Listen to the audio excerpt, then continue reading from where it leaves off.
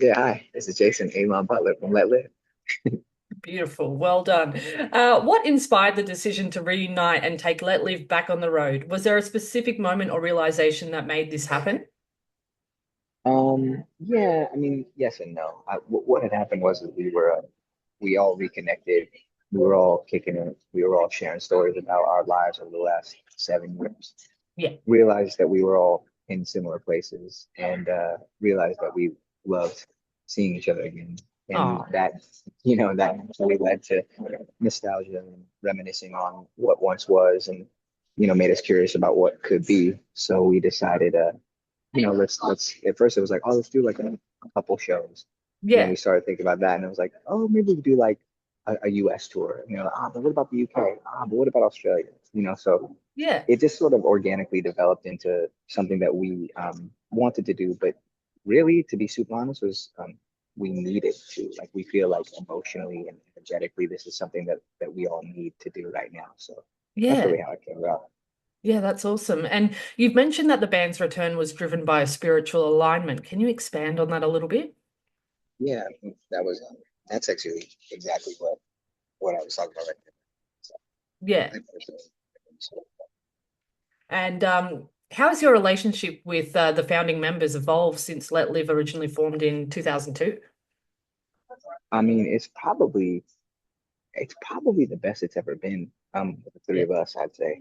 I think that we've again through our own lived experiences over time and understanding ourselves helps us and helped us understand each other much better than when we were much younger, less sort of life oriented context, and just understanding what we want out of life, out of art. I think that that's kind of become much more clear to all of us, so it's actually probably the best thing, to be honest. Yeah. And the lineup features some new faces as well, like Sage Weber on drums and Skylar Accord on bass. What do they bring to the table?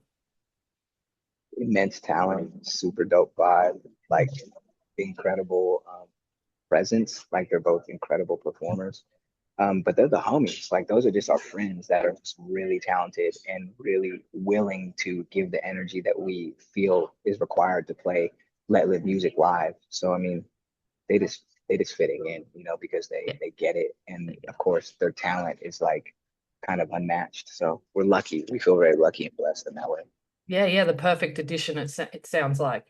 Yeah, I'd Yeah. say so. And for those that have followed you over the years, how do you think Let Live sound has evolved between albums like Fake History, The Black is Beautiful, and If I'm the Devil?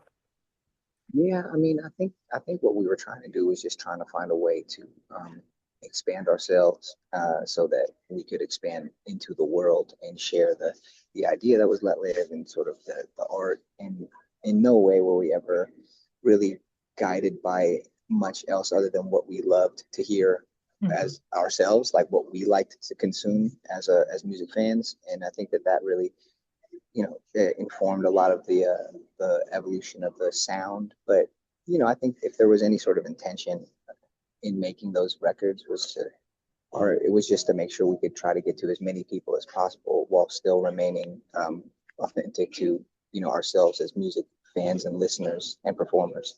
Yeah, yeah, definitely. And speaking of influences, who inspires you guys today? Oh man, that's such a good question. I mean, for me, it's really kind of remained the same. Yeah, Like my first love was like hip hop soul is kind of when I started, and then I got punk rock when I was like 10, 11 through skateboarding, and yeah, so it's kind of remained the same, to be honest, like for yeah, me. And I find new artists or even old artists that I didn't know about before that might pop in and out, but ultimately, like genre wise, for me, it's like that. And then the boys, man, it goes from like pop to like jazz fusion. To be yeah. honest, like it really spans across. So we try to be as honor as much as we can throughout all of it, while still remaining like tasteful. Yeah, yeah. And you've played some massive festivals like Warped Tour and Louder Than Life in the past. How does it feel to be returning to those stages and festivals now after a break? Hey, Sorry, can you hear me? yeah, yeah, that's all right. Sorry, must have dropped out. Okay, all good. Um, okay, I think we were talking about Warp Tour and how it feels to be returning to Warp Tour after all this time. Yeah, yeah. I mean, I think it's just like we feel lucky, like we've always felt really lucky to be able to, get out of a garage Yeah, where we started. So, and to be super real, like I started a couple of other projects after Letlive, and I was able to play in a bunch of different settings, and even to this day, like I still feel lucky. Like I never feel like I'm entitled to any of that, and yeah, I know the guys feel the same way. So I think that is also yeah.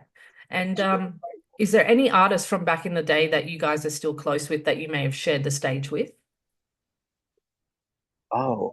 like coming up on these festivals. Yeah, yeah, That's a great question. I'm sure there are. I haven't really been looking at the lineups to be honest, but yeah. That's all right. um, I'm like in the middle of my own personal journey. But Yeah, I'm sure there has to be. There has to yeah, be because we made so many friends back then, and like we were kind of a band's band back then. So yeah. I'm sure they are. I'm sure there are. Yeah, definitely. And what do you think it is about Let Live's music that resonates so deeply with fans, particularly when it comes to your live shows? I really just think that it's about the fact that we are transparent both on record and on stage. I think Yeah, that we just try to open up a space to where we can be honest with ourselves, and then I think that that resonates with people who may feel a desire to do the same.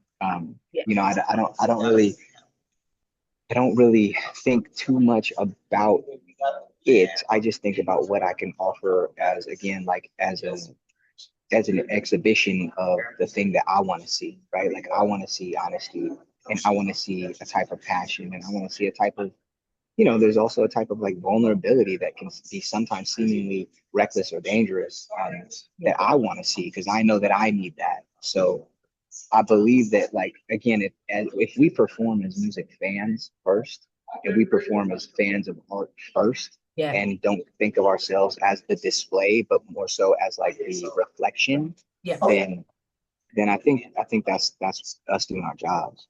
yeah, definitely. 100%. So it's like you really do put yourself in the shoes of the fans. 100%, because that's all I am. I'm just a fan. Honestly, Yeah. I am. Even on stage, I'm just a fan of the gift of art. Like I'm just acting as a vessel to be super honest. Yeah, well put, well put. And you're heading to Australia in September. Do you have any particular memories or favorite moments from your previous tours down under? Yeah, I've said this in every interview. It was the moment that I stepped onto the shores of Australia. Like I got there, and okay, that's a lie. It was when I got on the shuttle from the airport, and they took us to Sydney. I Yep. remember this.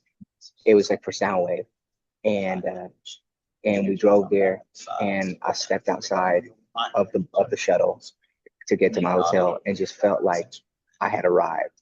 Oh, Like my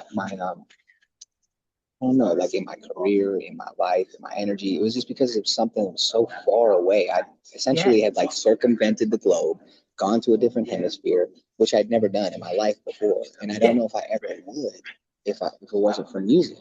Do you know what I mean? yeah, So I just think that that kind of realization that this was possible was offered to me through my visit to Australia, and also just an energy that I felt that I don't know, almost felt familiar to me in a way, yeah, or like I had been here before and I knew that it was my first time. So it was yeah. pretty special. Yeah. Oh, that's amazing to hear. And if you could pick one song from Let Live's discography that you're especially excited to play live during this tour, which would it be and why? And I'm thinking it's going to be the first song, whatever that is. Say the first song of the set in the first city of each country. That's going to be my favorite song. Because Yeah, what? Because to me, it's going to be interesting to see how that changes. From let's say Sweden to Brisbane to Chicago. yeah, Like kind of seeing how that energy shifts from the first. Oh yeah, I remember that step on stage with the first song. So again, for me, a lot of this is about the experience, right? And this is literally, which is also partially why it's been taking so long for me to saying no. Yeah. Into this idea. Oh, awesome. Experience. Yeah. And as a band, you've always pushed boundaries with your sound. Have you found any new ways to challenge yourselves creatively this time around? But we're not out. Yeah, we're already like discussing some sort of back end things like behind the scenes with the way that we're performing, the way that we're playing our instruments and the actual production itself. Yeah. So we definitely, because between the three of us, we've learned so much, musically and technically.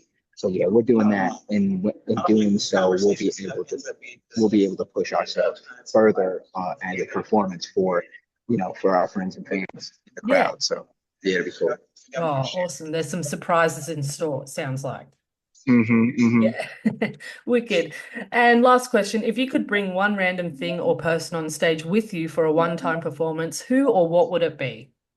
My dad, probably. Probably Oh, my dad. Yeah, like he's the reason for better or for worse that I play yeah. music, to be honest. Um, so yeah, I would say my dad. Oh, that's lovely. And was he a huge influence to you growing up musically or?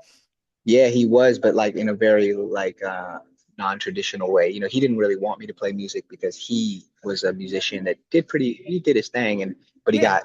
he got really exploited and taken advantage of at a time where like black people were just getting used in music. I mean, it's not uncommon now, but Mm. it was much more glaring back then. So he was like, "Nah, you're not gonna do this. You're gonna play sports or do academia." So Yeah.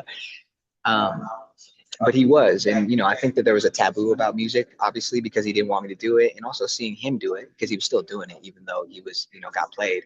I Yeah. just think it was like that was my idea of, manhood, or that was my idea of like what you do when you want to push further, even though he was like, you're not gonna do it. So there was a mixed bag of feelings, but Yeah. and he was really, really, and he still is really fucking good at it. So it Yeah. was just quite influential for sure.